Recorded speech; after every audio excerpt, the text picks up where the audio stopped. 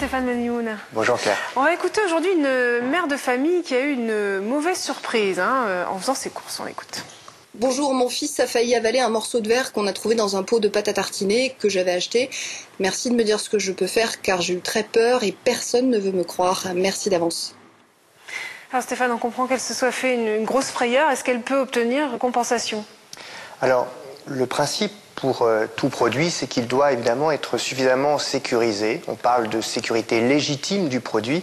Donc là, évidemment, le fait qu'il y ait un bout de verre dans le produit porte forcément atteinte à cette obligation. Donc le fabricant est bien sûr responsable. Maintenant, le problème pour notre téléspectatrice, c'est que, heureusement d'ailleurs, dans cette situation, elle a pu intervenir à temps et donc du coup, il n'y a pas eu de préjudice subi. Enfin, c'est quand même extrêmement dangereux. C'est très dangereux, mais n'ayant pas eu de préjudice ni corporel, ni matériel, oui. Du coup, il ne peut pas y avoir de compensation, puisque en droit français, on ne peut obtenir que compensation du préjudice subi.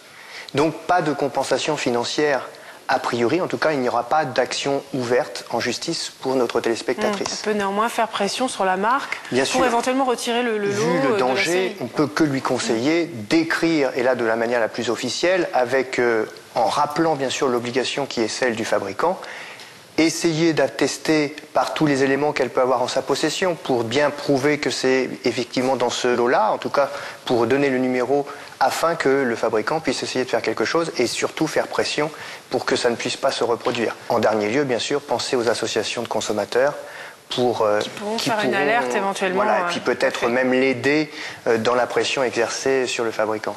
Merci Stéphane, et je rappelle encore une fois que pour vous poser une question, c'est très simple, il suffit de l'envoyer sur le site france5.fr, rubrique C'est notre affaire.